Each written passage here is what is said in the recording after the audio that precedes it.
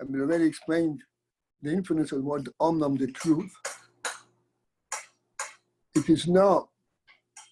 And also the influence of what you do, it's known.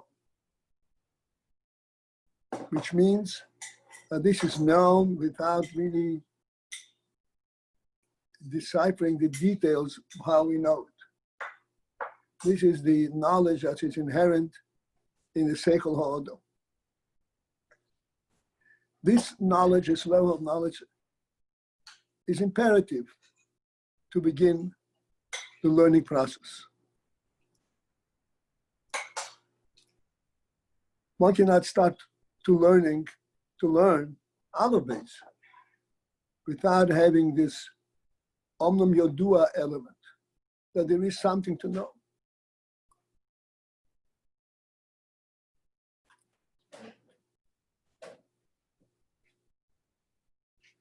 This is something to know is fundamental consciousness of the human being.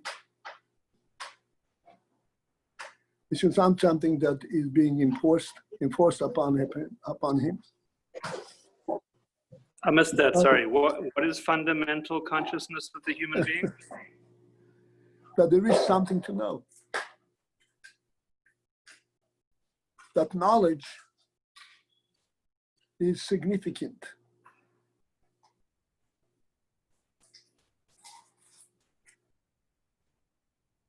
Do I need to elaborate more?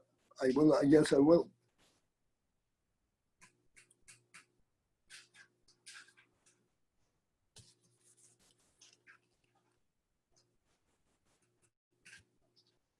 A behemoth, for example, lahavdu,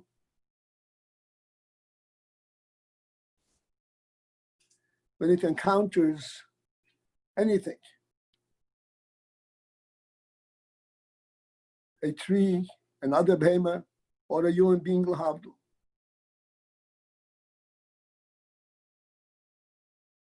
its awareness is limited to that which it encounters.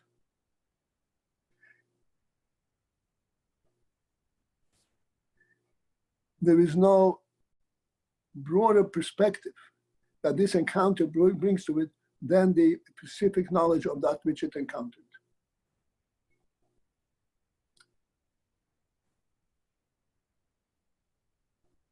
Put it plainly. He encounters a tree, he encounters a tree. Contrast that for a human being encountering a tree, he's looking for the forest. He immediately projects that if there's one tree, there's more trees.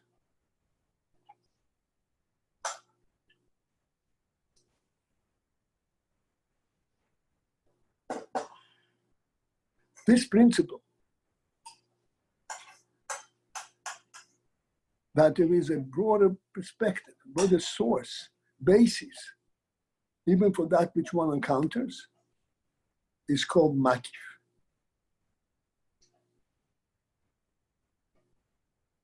The reason there is more trees when you encounter a tree, not because this tree points to other trees. Rather, it's because this tree reveals to you that this is an area for trees.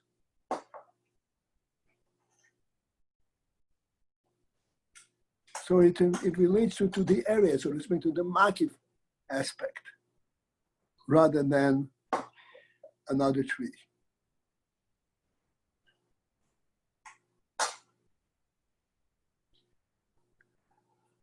This makif aspect is unique to the human being. Only the human being has a sense of a broader reality. A broader reality that he does not have to identify by specifics. And that does not know as a result of specific experiences.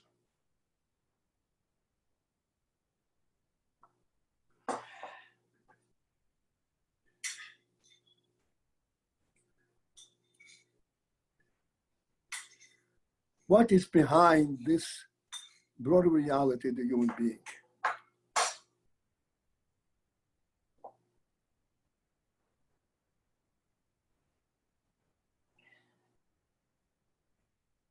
The principle behind this broader reality of the human being is, here's where I'd like really, you should focus in and try to understand the principle.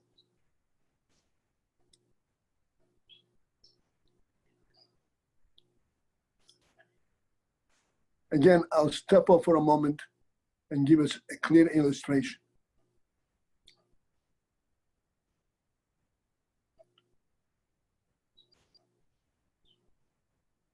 If one comes into a home and he sees a chair, this chair tells him not that there's a chair. It tells him that this is a home with multiple furnishings. He's looking for the table, he's looking for the bookcase, he's looking for all other things. The chair is simply identifying this area as a lived-in place. It isn't the chair that tells him that there's a table. It is the fact that the chair places him in the middle of a broader reality, which is called a home.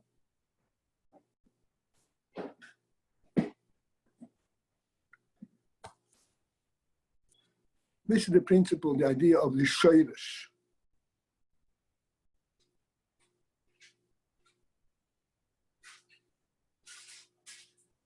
And in fact, if we reflect on it, we'd see that in fact, the shoirish, what brings the table into this place, it is that this is a home. And everything else, likewise.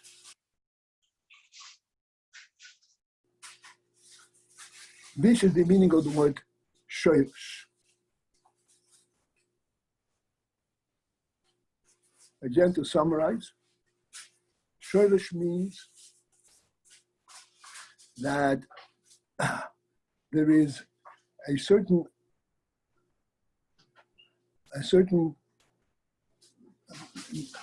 market, certain reality, overall reality,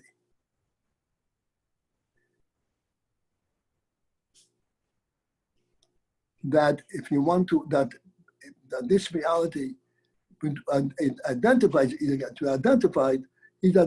itself by many different pieces, concepts. And no matter how many concepts and kelim you would place there, you will not hit the central point, so to speak, of the spirit of this environment.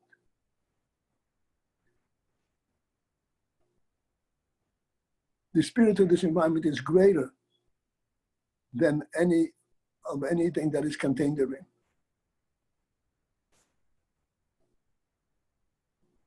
Tables and chairs and so forth do not identify the home. Tables and chairs, it could be in the store.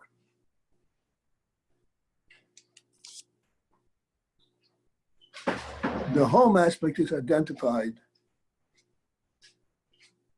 by recognizing that this table has a place for it to be here. It's not just a table. It alludes to a broader content, container that puts a table there. This is called the makif.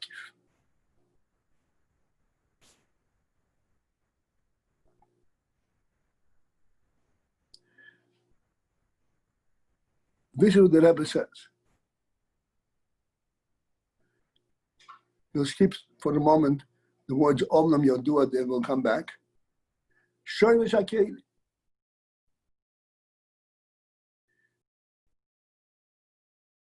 The Shoirish,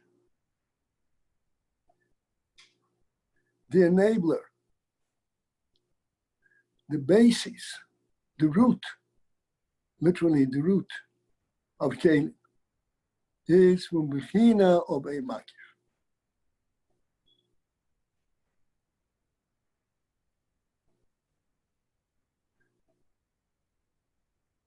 What makes kelim truly kelim? What do you mean by the word truly kelim? Truly kelim means, in contrast to saying this is a table made of wood that stands on 4 legs. Kelim means this is a means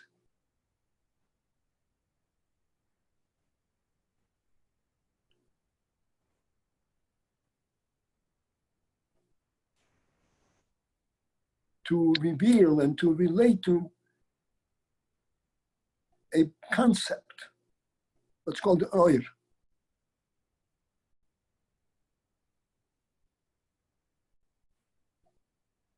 This is what makes it a keli.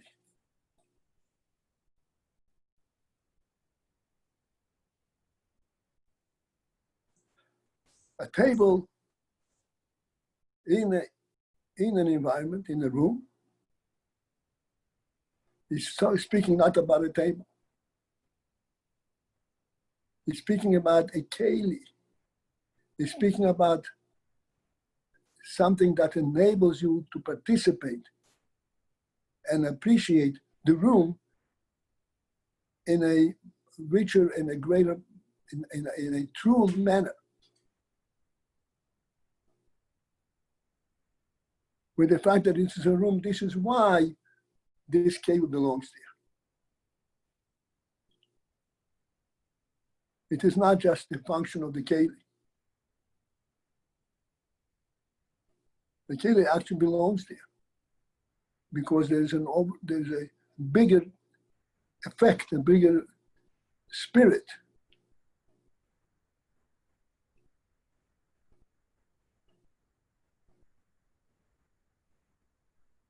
that tells you that in order to relate to this spirit, you have to have multiple different kelim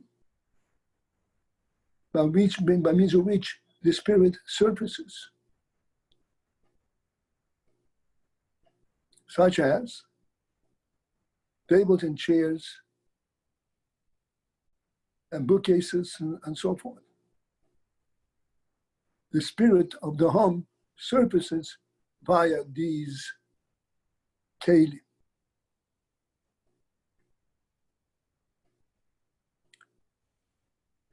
This is the meaning that the kelim are rooted in the bechina of the makif, in the concept, in the spirit of the makif. Dafka. Dafka means exclusively. If not for the makif, the table would not be a keli per se. It would be a board on 4 legs. When does it become a keli? Which has the message that this is meant to be used in a certain specific rich way when it is within the makif, within the home.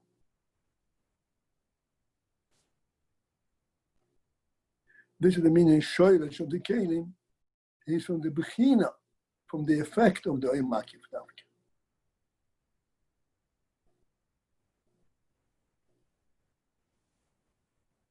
All right.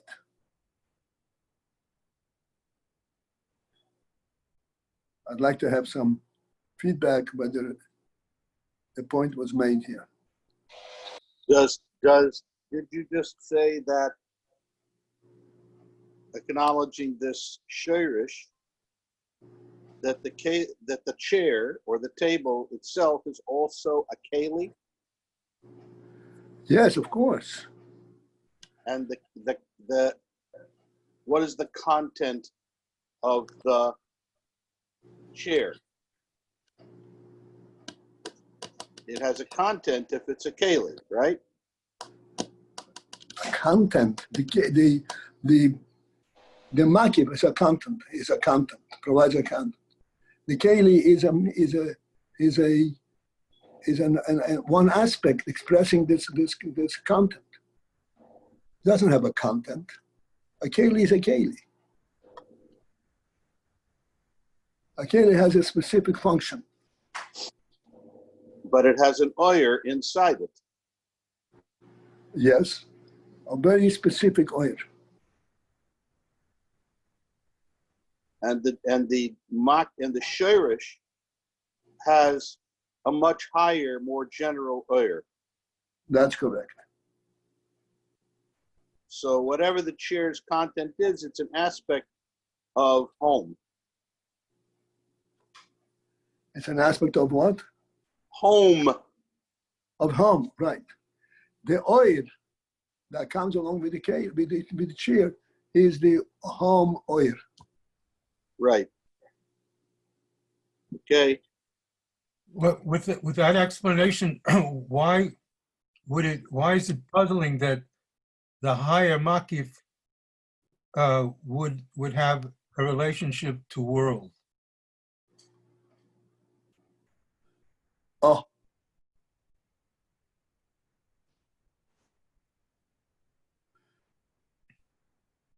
Okay. Repeat your question so that everyone hears this question. Having stated that it's obvious that the or makif is the root of all kalim, why is it puzzling that the higher makif would not have it would be in question why it does have a influence on world?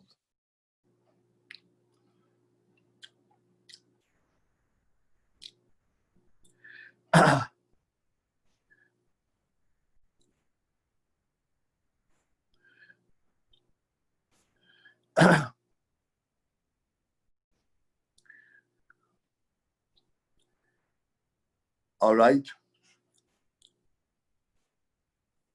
The unique aspect of this makif of the home is this makif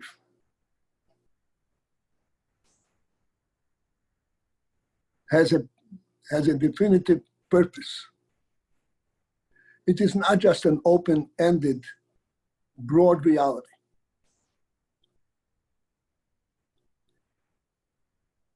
This makif has been specifically created to be a makif for something. It is not a makif because it's just in the open reality, in the open, limitless reality, that's what it is here. It's a makif that is being identified as a makif. Relative to the open reality, this makif is like a keli. What is in fact is the difference between the home, the house, and the table? Why do we say the house is a makif and the table is a keli? The truth is, the house is also a keli in a very real sense.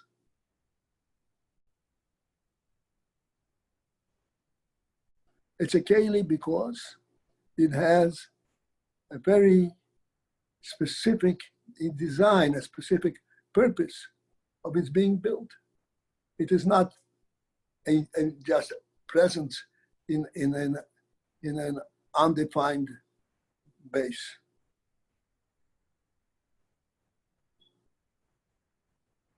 This is why, in order that the makif should have an effect, kelim, the makif itself has to be a defined makif. But if we talk about a makif that does not have a defined presence, like igul hagodol shlifnei hakal, there is no way to identify world from that makif.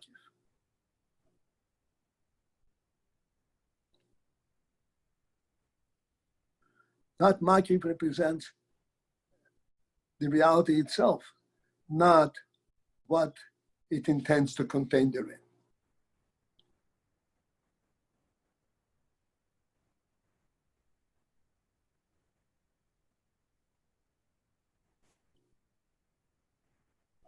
So, has that answered all your questions? Hello? Yeah, look, I'm listening. I'm not speaking to you alone. Okay, You're not the only one. okay.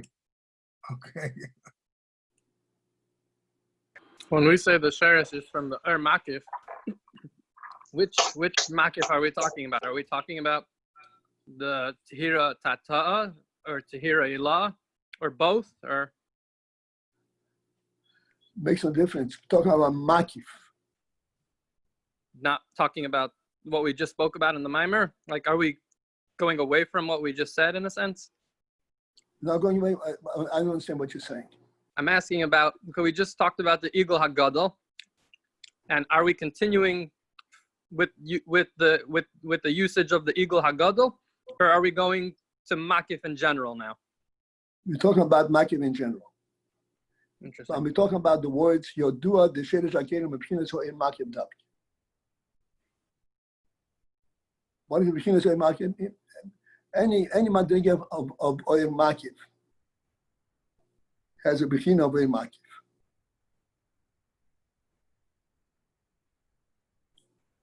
I'd like to ask what we left before. Was understood that a table is a table in a house. So the house would be the oil marker for the table. But we see there's kailam without the oil marker. Let's say water in a cup doesn't need a marker. It's a kailam for the water without a marker. Okay, so this is what we pointed out.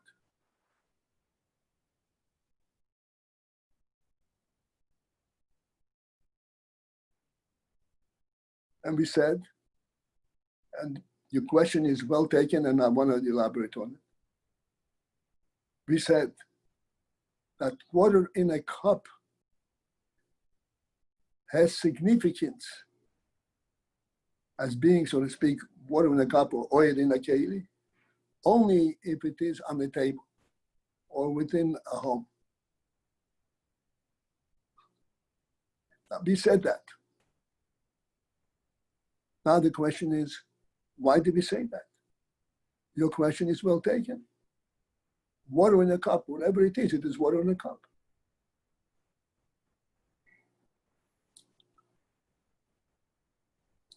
So this opens up a means by which we can identify the true meaning of the word makif that we're talking about all the time.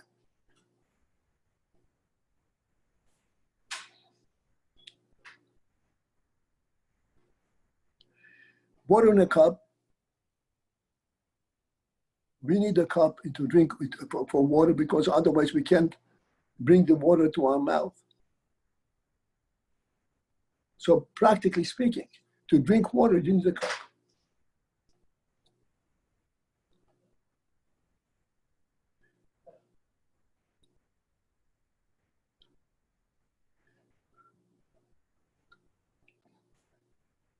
This cup function that enables you to drink water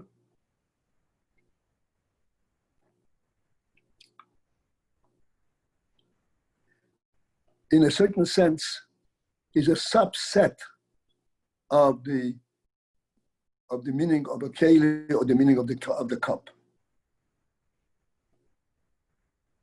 If you need the cup simply because otherwise you can't drink water, so you don't need a cup per se. You want the water, you want to drink water. The cup is that which enables you to drink water. The principle of a keli, or saying the cup is a keli. Okay, here I'd like to see if we're together on this.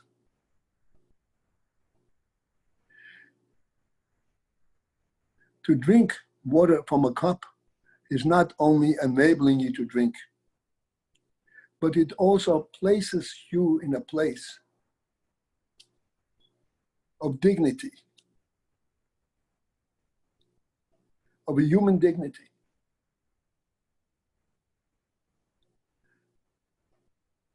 You're acting in a certain level, in a certain manner that is dignified.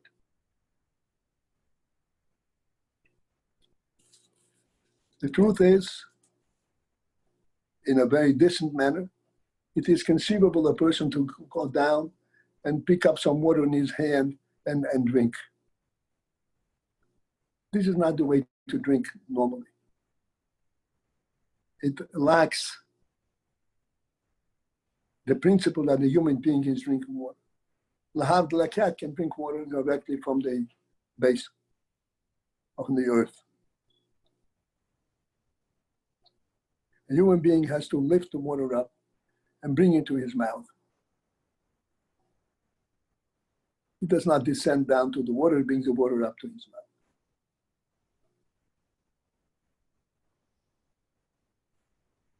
This is the union of a keli.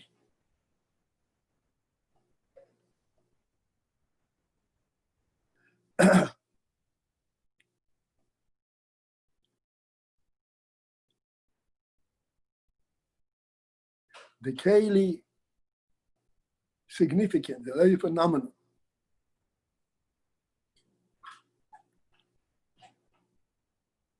Speaking about exactly what we just now spoke, of picking up water and bringing it to your mouth.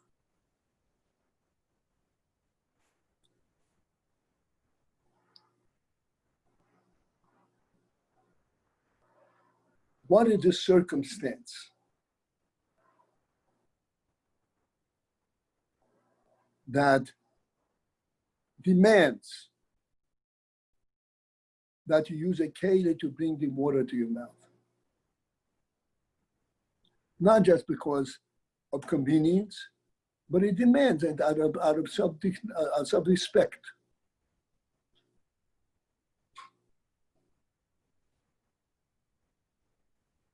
That generally meaning that self-respect that demands that you should use a keli to bring the water, this is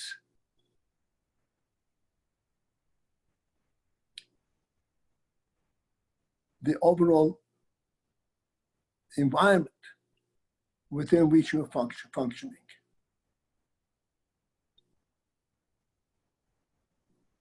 Because you're functioning in an environment, in a home, in a human abode, not just in the open field.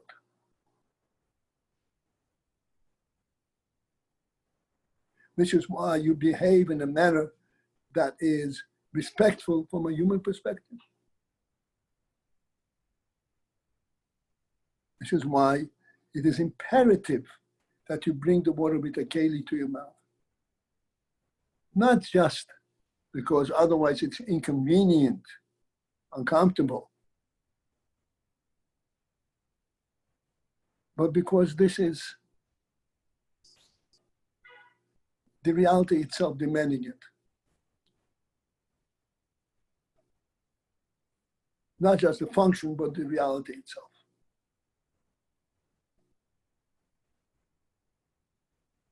This is the meaning. I understand. One second. I'm not going to finish this. This is the meaning that the shoresh of the kelim is in the Or Makif. When is the keli? Sorry. Just one second. When is the keli? I'll finish just one second. When is the keli? Have a presence as a keli, not just on a functional level. The keli has a presence when it is encompassed in an Or Makif. This is what we discussed on that. Okay, Reb Shlomo, your case. No, I'm just trying to. I understand that in the environment, there where the respects, the dignity is being demanded, and we call it overall reality. And I'm asking if that also can be explained. Why is it that the Makif demands the dignity? What is in this overall reality that from there starts the demanding of dignity? Okay, fair question. Very fair question. Okay, And I'm going to if I- discuss it. Could I just Okay. add to that, Rabbi? It Yes, does yes. seem just, sorry, it does seem just to add to strength to that question, you might have an overall reality that is a jungle or that is hostile. So it's not overall reality per se that seems to be key here. But anyway, sorry. Well, a jungle is not a market for a person. A jungle is open-ended. Okay, I guess that's getting into the answer already. Why? Yeah. Okay, how and why that's not an overall reality. Okay, right. Okay.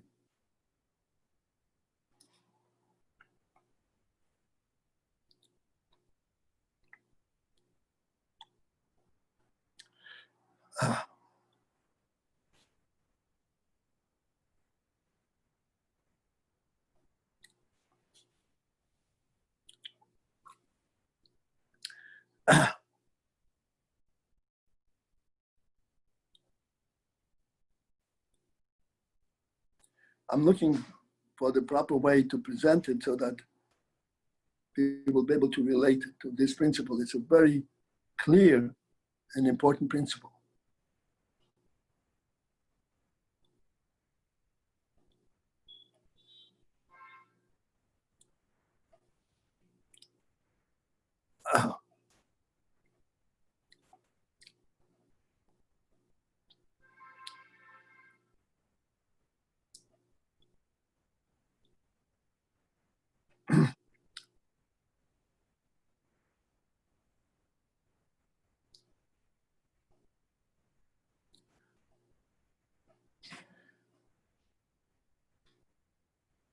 Let us take a very simple situation. You meet a friend, and all you do is greet each other and fill in all the time that you missed each other. What happened during this time? You discuss each other's experiences during the time of your absence.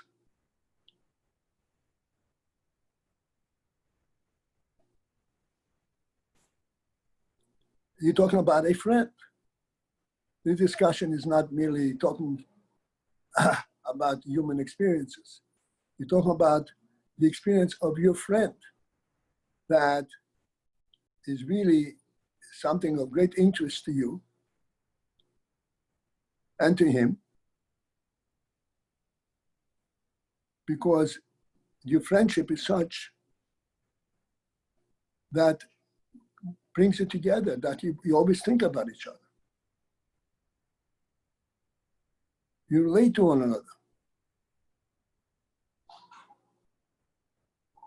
Very often, when you have an experience, a pleasant experience, you say to yourself, I wish Yankel was here. We're here at this time. Because in this experience is so rich that with Yankel's presence, it would really be a real experience. Even though you're experiencing on yourself, on your own also. This is what friendship is. Friendship is that which places you, so to speak, in a bigger reality in the world. You're not just there alone experiencing a specific thing. It's a broader truth. Like when you have dinner, you eat by yourself or you eat in company, it's a different dinner. There's some kind of a broader reality to it.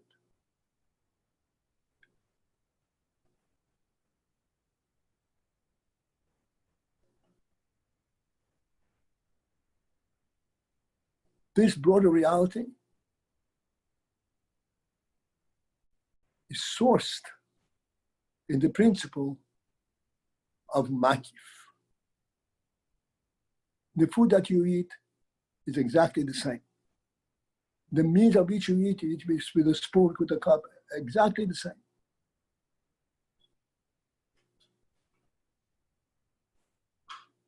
Yet there is a big difference as to what your experience is. What the significance of this meal is.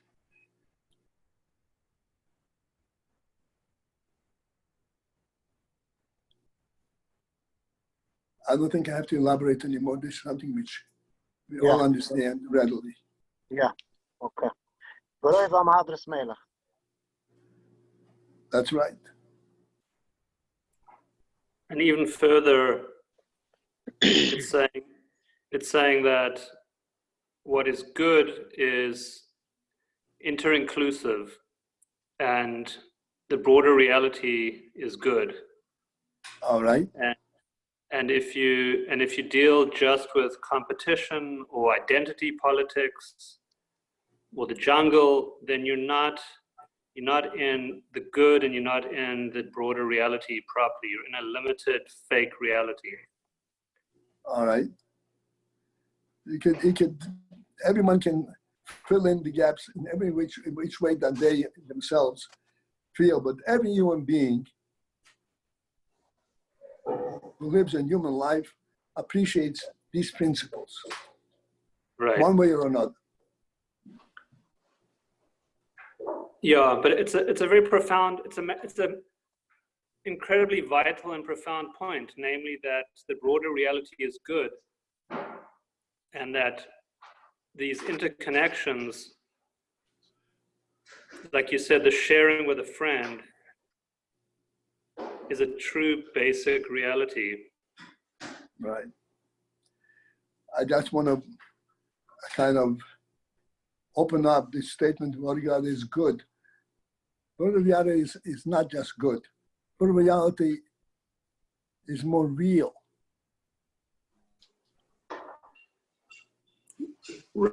Fine, it's more real. What's being, go ahead. I don't know what's being added by more real, because in a time of war, conflict is more real. So I'm not getting what's being added here by real. By real means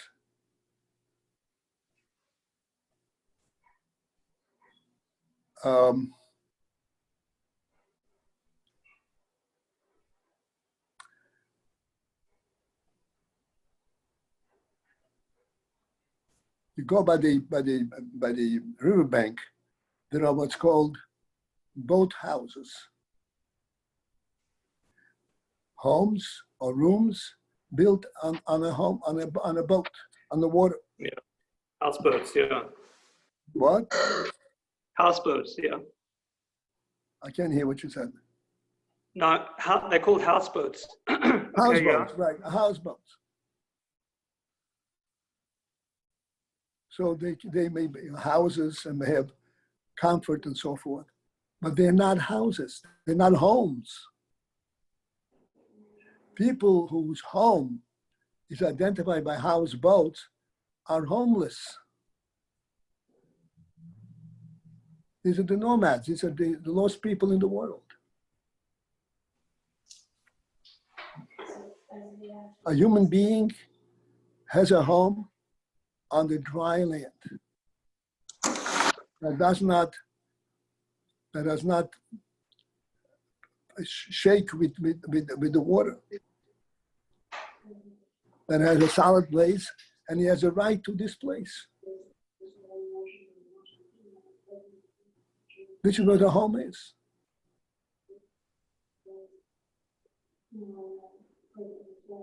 A home is not just the four walls that gives you momentary comfort. A home is where you have an environment that provides for your presence in the world. You have a right to this place. What's going on there in the sound? Oh, maybe it's from my maid over here. Okay.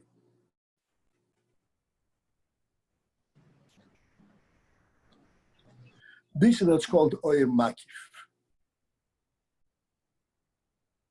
Oyer Makif.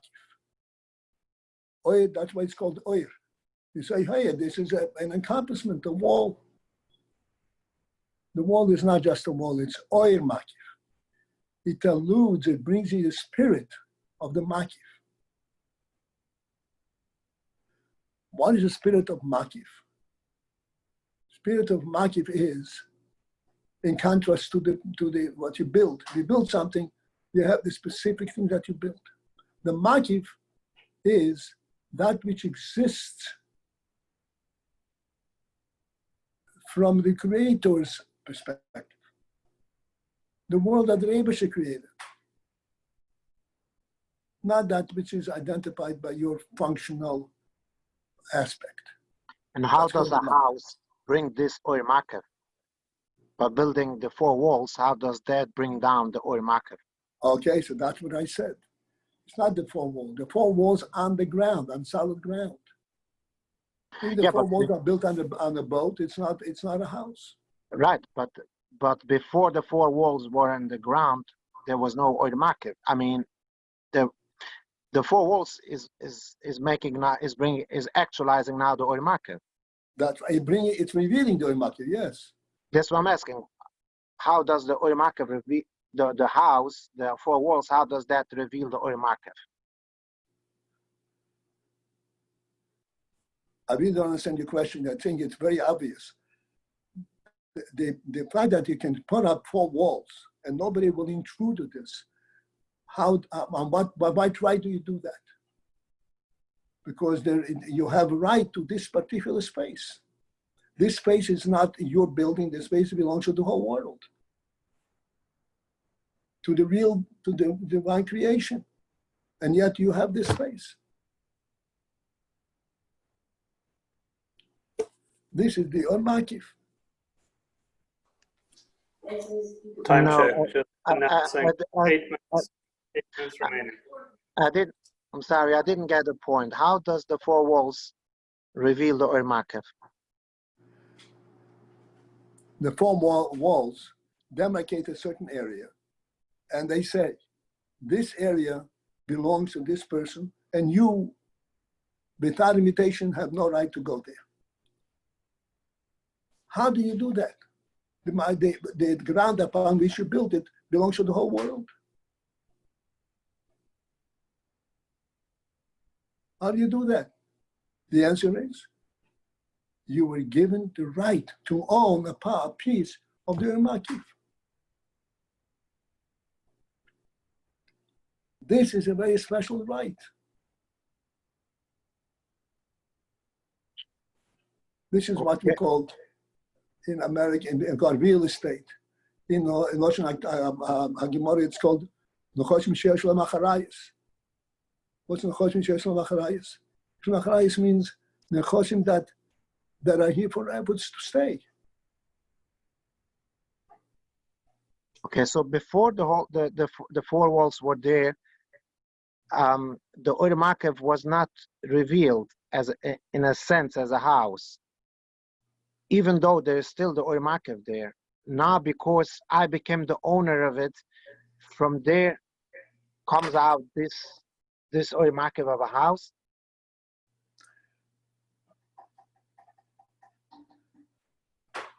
Yes.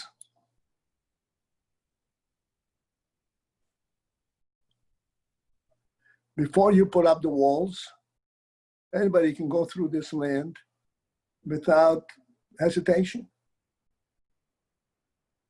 You can't tell that this land belongs to anybody. When you put a fence, halacha it says, put a fence, and a fence does not mean a wall, it means 10 tefachim high demarcation, then it becomes a private domain. Comes and show you Ashuz HaYochid. What's Ashuz HaYochid? Ashuz HaYochid, you're allowed to carry on Shabbos.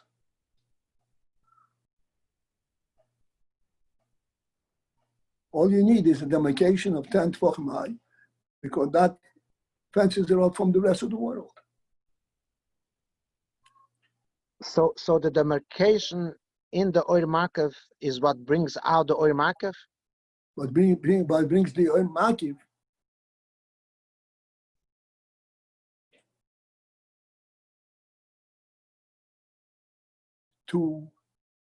brings out the function of the oil makif, the effect of the oil makif. Oh, it brings the oil makif in a kaila. Not in a keli, to enable it to be used in a keli.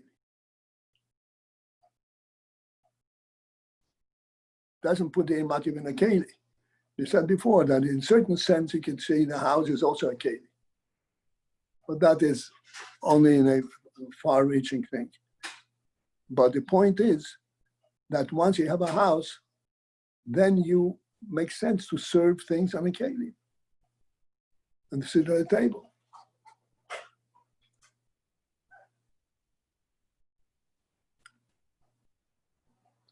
Because you have demarcated an area from the world reality and made it contained within these four walls. And that gives these four walls a reality. What is the term in the Gemara? Nechosim sheyesh lehem acharayus. Everybody knows this term? I never heard this term before in my life. Could you translate it a little bit, please? I will try, my dear friend. Means Properties, essentially, no? If you have properties, no? Means land. Means land. Could you just say the words more slowly so I could catch them? Sheyeh, nechosim, properties. Sheyesh, that have. Acharayus. Acharayus means guarantee. What does it mean they have a guarantee? Which nechosim are guaranteed? Your table can break down. Your table can be stolen. It has no guarantee of being. Piece of land cannot be stolen.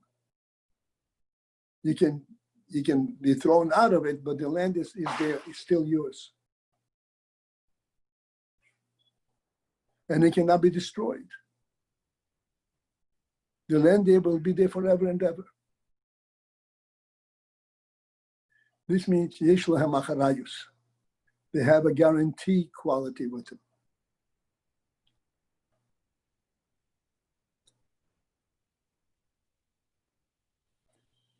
For those who are not familiar, let me give you a little halachically what nechosim sheyesh lahem acharayus entail. Apidin, if you want to acquire something that belongs to someone else,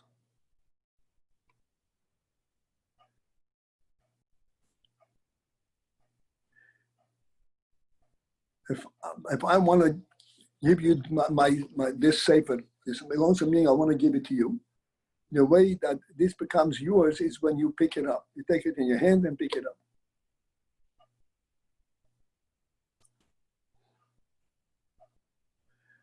If I want to give you two books, you have to pick up each book individually. Because each one has to be acquired individually.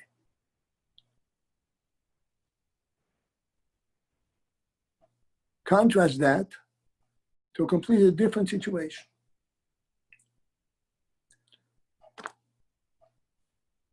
I'm selling you a piece of land.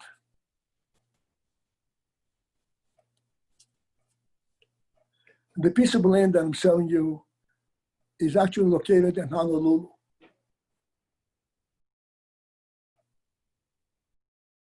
You can't go and claim ownership of this land physically.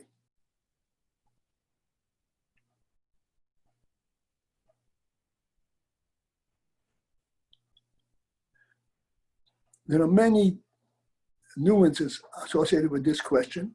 Just give you a very simple one. Let us say we're in New York and I want to transfer to you the ownership of a piece of land of mine in Honolulu. I have a piece of land right here in New York. So I said to you, you know what? This piece of land I'm giving to you.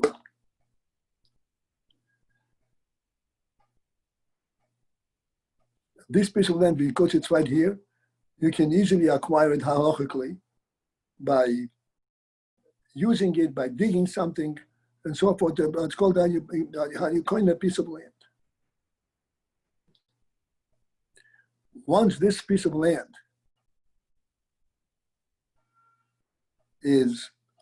can be transferred to you, we can say that along with the transfer of this piece of land to you, the land that I have in Honolulu also becomes yours. With the same act of acquisition this piece of land, you can, with the same act, you can acquire the land that's in Honolulu. An interesting halach. What is the principle behind this halacha? The principle behind the halacha is very interesting. The land in Honolulu and the land in New York are one stretch of land, even though they may be miles apart, thousands of miles apart. It's one stretch of land. Therefore, when you dig in when you dig into the land over here, you're actually digging in the land that's 1,000 miles away. This is how you can transfer ownership of a piece of land 1,000 miles away right here. And it's a valid transfer of ownership. This is called the Choshim Shesh Macharayas. It's a solid piece right here. Now, if at this moment of this transfer of this piece of land, we also agreed that along with this land, you should acquire a chair that's on that land over there, 1,000 miles away. You can acquire that chair that way too. It becomes your chair.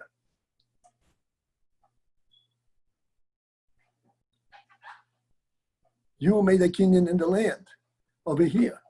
You acquired the land that's 1,000 miles away, and all that's on top of that land is also becomes yours.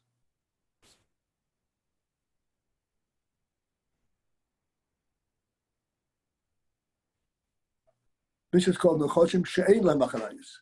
The Choshim that do not have a solid base, a guarantee. When they are on the place of the Choshim She'esh La Macharayis, they can be transferred ownership via transferring ownership of the Choshim She'esh La Macharayis.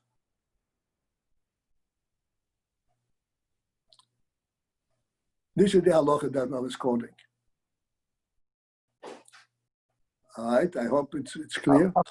How does this relate to AYIN base that we learning? How does this relate to Makif and AYIN base that we are learning now? How does this relate? Okay, that is very, very good. What is the connection between you and that land that's 1,000 miles away? How do you acquire a piece of land over there? Moreover, a chair that's on top of that land. There has to be some kind of a star. And the star, no, there's not. I'm talking about acquiring by making a kinyan. A kinyan. That's right. Okay. Star is another mode of kinyan, but that's something else.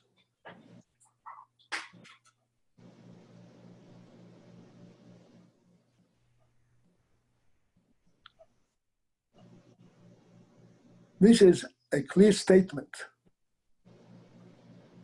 that being here in New York and the land in Honolulu is one connected element. One The makif. demarcations, but really it's one in the same place. The Lashon in the Gemara, if I want to quote, Sadna bi'aro chadhu, which means the base of land is all one. So that's how we relate to makif. Okay, so here is what I'm saying. This is the means for us to understand the concept of makif.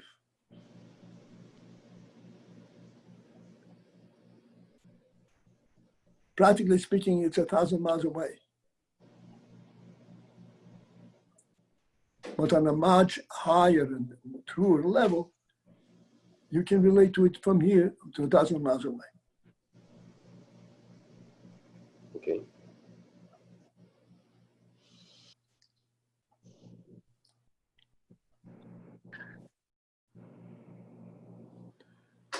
Going back to the which was spoken before about the demarcation on the empty property, we build a house.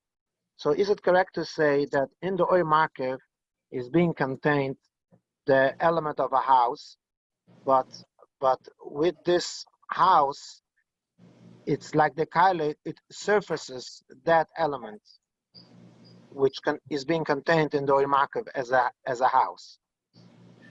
The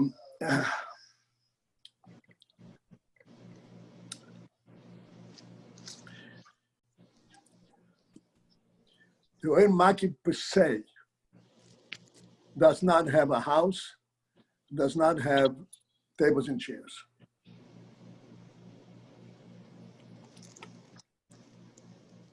The oil market can be owned by a human being. Once it's owned by a human being, it acquires the ability of being identified by human values.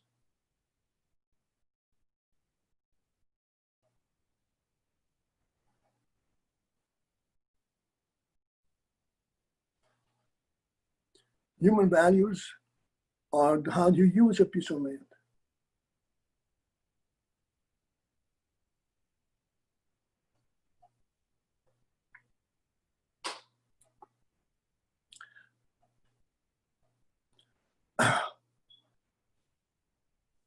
Because we are speaking in terms of human ownership, which is intra-human, between human beings, among human beings themselves. That type of ownership is identifiable in this manner.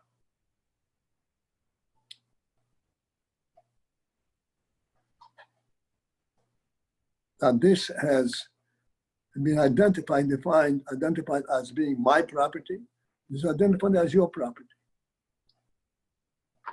I'm not speaking about ownership. I'm speaking about, like was spoken before, when a person comes in a certain environment, it enriches the environment. The same thing, a house is enriching the environment. So it was explained, where does this enrichment come from? This is the oil market. So my question is, if that element, this enrichment, and is in the oil market, but when we build a house, that surfaces is now in this kaila.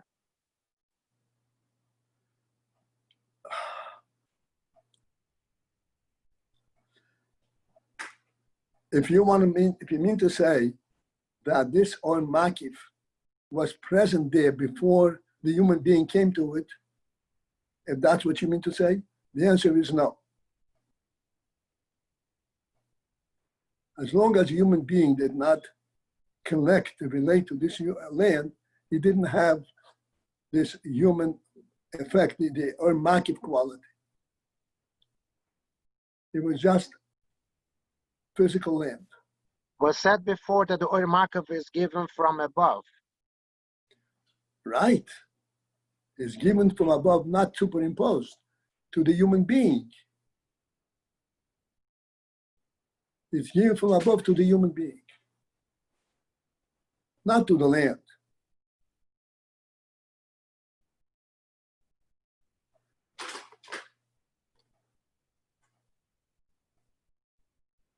The Rebbe gave the human being the right and the ability to own a piece of land.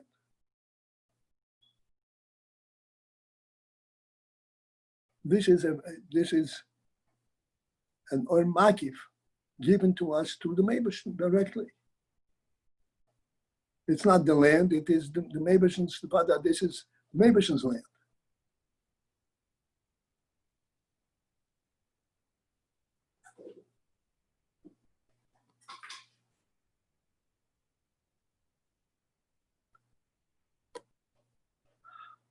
All right. Yes, okay. Okay.